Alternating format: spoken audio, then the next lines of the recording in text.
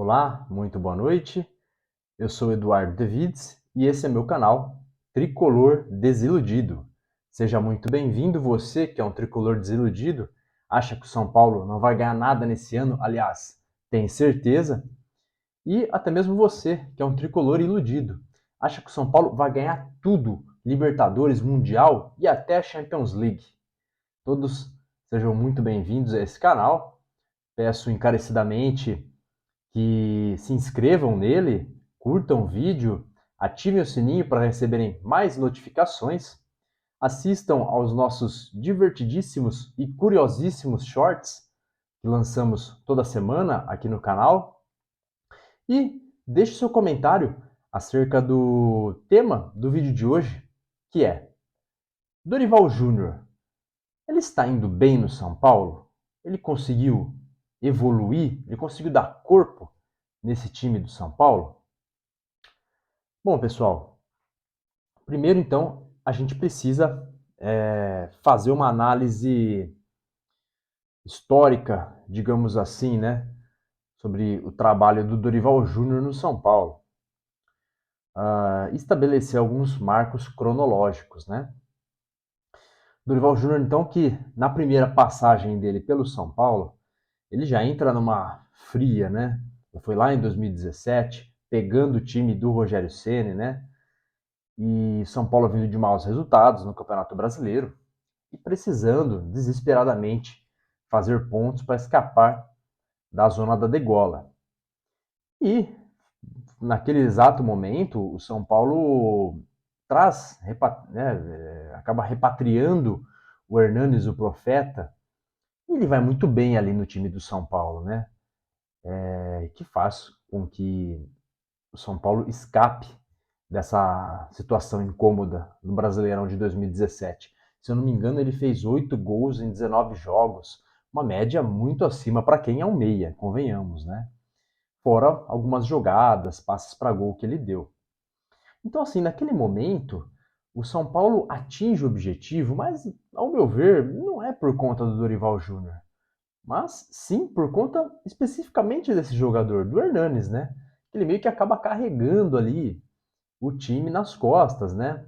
Claro, teve ajuda de outros jogadores que estavam indo relativamente bem, né? Não com tanto destaque que nem ele, mas o Marcos Guilherme naquela primeira passagem foi mais ou menos.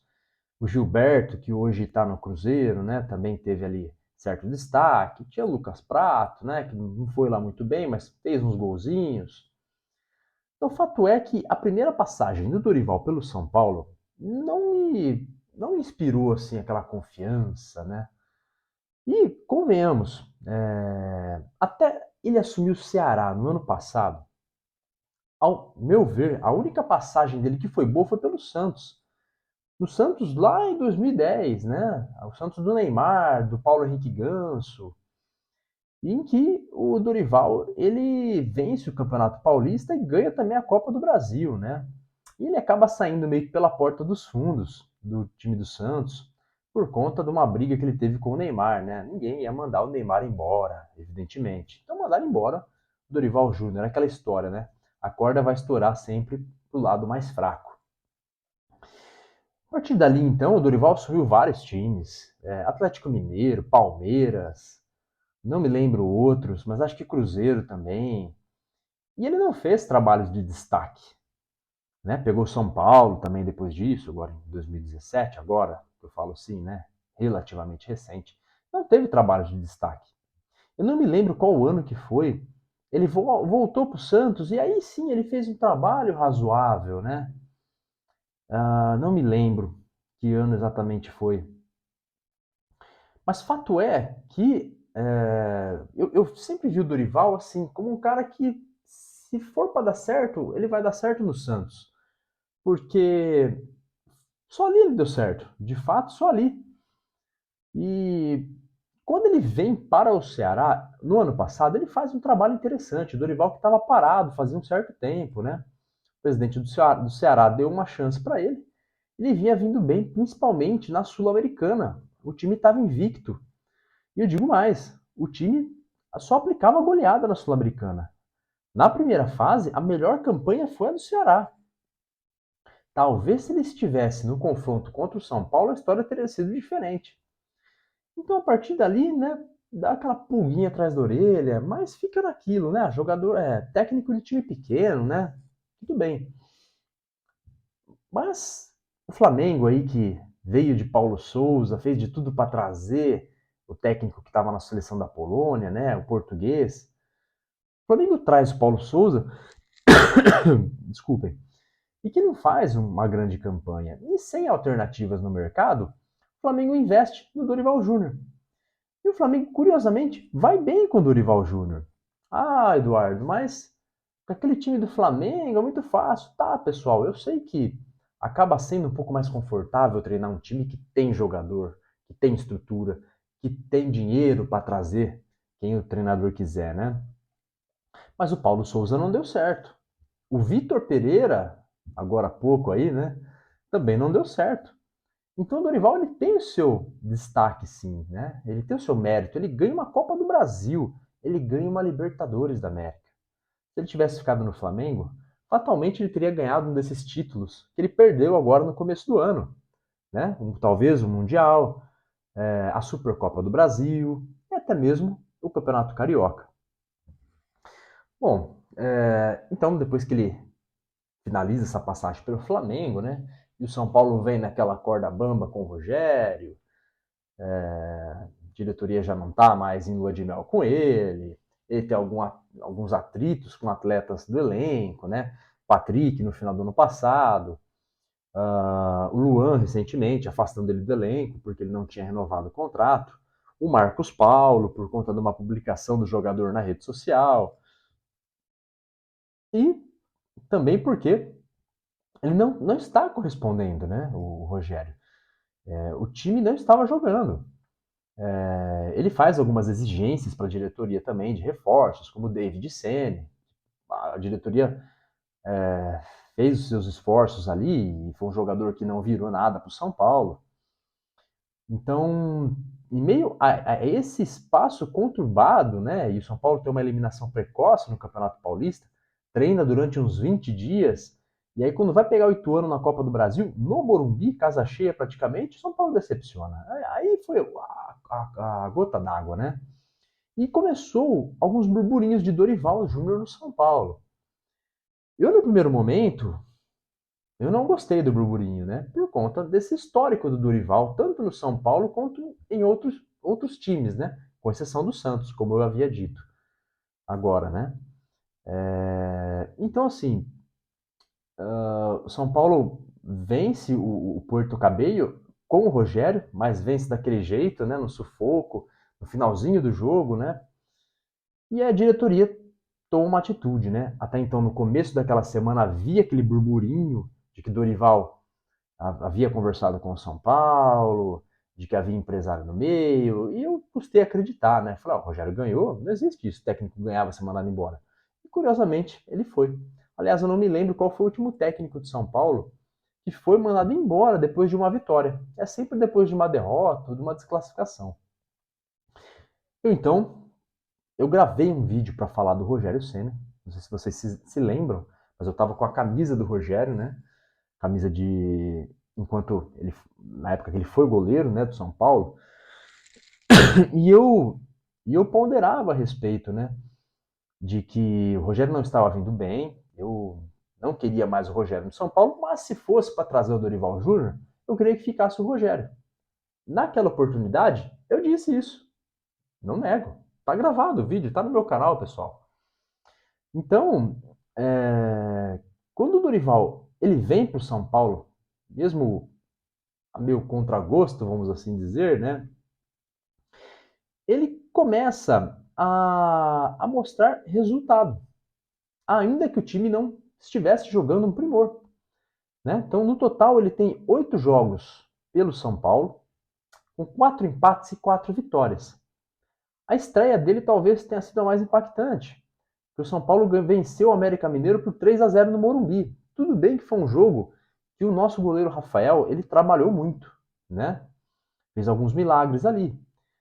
Mas a gente não pode negar que o Dorival conseguiu o resultado, que era importantíssimo. São Paulo que tinha perdido na estreia do Campeonato Brasileiro, né?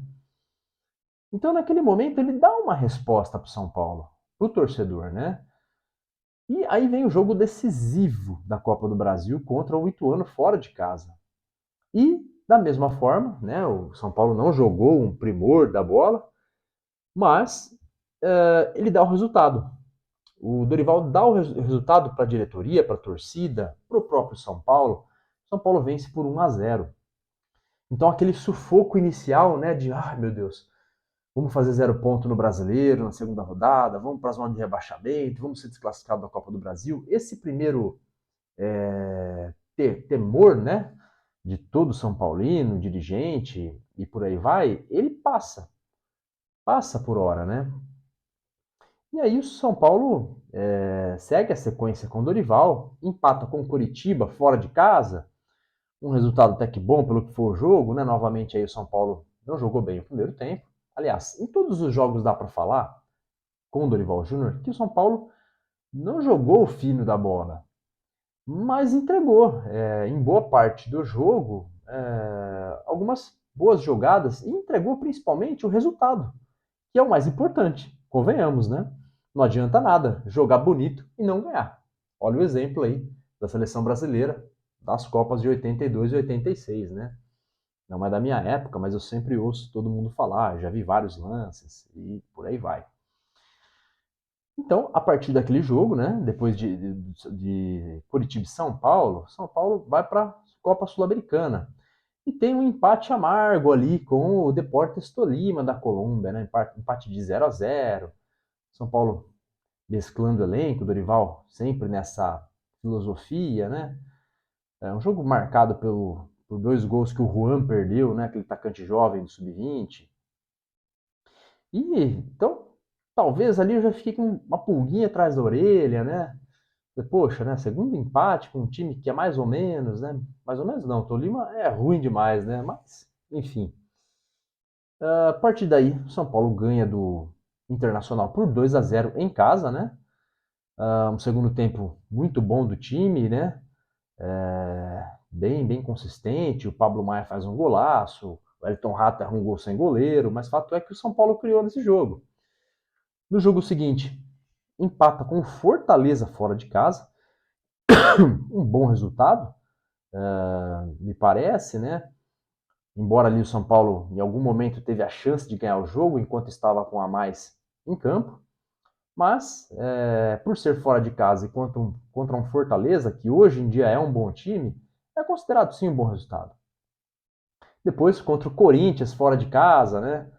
Jogou ali bem primeiro tempo, ficou com a bola, mas naquela arena o São Paulo é complicado, né? São Paulo não conseguiu ganhar, faltou de repente um aperto ali para poder sair de lá com os 3 pontos e acabar com o tabu indigesto, mas fato é que não perdeu, né?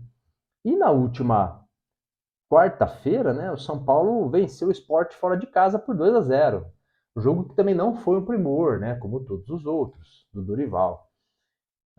Primeiro tempo de médio, né, para ruim, para regular, vamos assim dizer, do São Paulo. Segundo tempo, após a expulsão aí do jogador do esporte, consegue ter uma sobrevida no jogo e a partir daí aparecem as oportunidades e o São Paulo vence o jogo. Bom, pessoal, então, fazendo aqui um apanhado desse desempenho do Dorival, como eu disse, né? O São Paulo não jogou um primor da bola, não teve um jogo que o São Paulo arrebentou, foi, nossa, não passou um sufoco. Não, teve, entendeu? Todos teve. Pelo menos um minuto ali teve. Mas o Dorival conseguiu fazer o mais importante. O Dorival conseguiu fazer o simples inicialmente, né? Ele conseguiu colocar ali cada jogador na sua posição, escalar bem o time, né? Colocando o Luciano como atacante, colocando inicialmente ali o Patrick como lateral esquerdo, mas depois colocando o Caio Paulista, mas tudo bem, sempre colocando também, testando o Patrick, dando oportunidade para o Sub-20, o Juan muitas vezes aparece ali no ataque, criando uma dupla de zaga consistente, Arboleda e Lucas Beraldo, a sensação do momento, né? Que mais? Trazendo jogadores que estavam no banco esquecidos, né? O Gabi Neves, que vem entrando muito bem, seja de titular ou de reserva. Fato é que o Dorival, então, nessa parte, ele andou escalando bem o São Paulo, né? Embora não tivesse repetido no decorrer dos jogos as escalações, mas ele sempre alternando peças e fazendo o básico. Inclusive, as substituições dele do jogo, no geral, também foram muito bem. Ele também faz o básico, o arroz com feijão, aquilo que precisa ser feito. O jogador que está mal, ele vai tirar o cara que está mal para tentar alguma coisa diferente, né? Não vai fazer que nem técnico estrela, né? Muitas vezes o time está ganhando, o melhor jogador está arrebentando, ele substitui o melhor jogador, né? Então, assim, o Dorival faz o básico, isso que me agrada, isso que ele me surpreendeu, convenhamos, né? E a questão do resultado também, né? Ele está entregando o resultado. Isso que é muito importante também, porque não adianta jogar bonito e perder, e ser desclassificado, empatar e ser desclassificado, né? Então, a princípio, em termos de resultado, ele está entregando. Desses 8 jogos, ele está aí entregando tudo que se espera de um treinador do São Paulo. Agora, será que dá para a gente se iludir? Vamos ter paciência um pouco, vamos com calma, pessoal. Muito embora ele tenha feito o básico no time do São Paulo, o time do São Paulo tem as limitações. Então, assim, não vai dar para evoluir a ponto de chegar no futebol de um Palmeiras, de um Fluminense. Isso é fato. Com o time que a gente tem hoje, não tem como evoluir muito mais do que isso. Entendeu? Ah, outra característica boa também, né? Outro resultado no time foi que o time tá tomando menos gols, né? Tomou só 2. Enquanto o Dorival Júnior, técnico de São Paulo, tomou contra o Curitiba e um de bola parada, de pênalti contra o Corinthians. Foi só. Então o time deixou de tomar gols, né? Isso também é muito importante. Então, a gente tem que ir com calma, com paciência. Não vamos nos iludir com o Dorival. Amanhã, a meu ver, tem que fazer o básico dentro de casa. Tem que ganhar do Vasco, tá, pessoal? O Morumbi vai estar lotado, provavelmente mais de 50 mil pessoas. O Vasco tá baleadão. O técnico tá na corda bamba. Não é momento de ressuscitar jogador e nem treinador do time adversário, tá? É momento sim de passar o carro, com todo respeito ao time do Vasco. Mas jogo no Morumbi, nessas circunstâncias, não tem, o São Paulo precisa ganhar. Né? O Dorival precisa confirmar sim que ele é o técnico que chegou e vai fazer aí essa quebra de expectativa, vai entregar algum resultado qualquer ele que seja, né, positivo para o São Paulo, seja talvez aí uma Libertadores, ou talvez um título de uma Sul-Americana, que ao meu ver é o máximo que a gente consegue esse ano. E talvez chegar aí até nas fases decisivas da Copa do Brasil, né? Que é onde eu também acredito que o time consiga chegar. Pessoal, eu quero estar errado, entendeu? Eu juro por Deus, eu quero estar errado que nem eu estive, ao não querer o Dorival no São Paulo. Hoje eu tenho plena ciência que foi um erro, né? Mas eu levei em consideração esse aspecto histórico dele. Então, assim, eu quero que ele me surpreenda, é claro que eu quero. Eu quero que o São Paulo seja campeão de tudo, na Copa do Brasil, do brasileiro, entendeu? Mas a nossa realidade não é essa. A nossa realidade é fazer um bom campeonato, tentar beliscar uma vaga na Libertadores, tentar ser campeão da Sul-Americana. É isso o que dá para fazer esse ano com o São Paulo, com o time do São Paulo e com o Dorival Júnior. Bom, pessoal, de forma geral, então, eu entendo que o São Paulo evoluiu com o Dorival Júnior. É claro que é uma evolução ah, ali muito ponderada, né? Não é uma evolução, que nem eu disse, para bater de frente com os times de ponta do futebol brasileiro hoje, mas é sim uma evolução. Se tivesse continuado com o Rogério, fatalmente a gente teria perdido metade dos jogos aí que a gente disputou. Bom, pessoal, a gente se vê amanhã então, no pós-jogo São Paulo e Vasco, válido pela 7ª rodada do Campeonato Brasileiro. Um grande abraço para vocês e até amanhã. Tchau!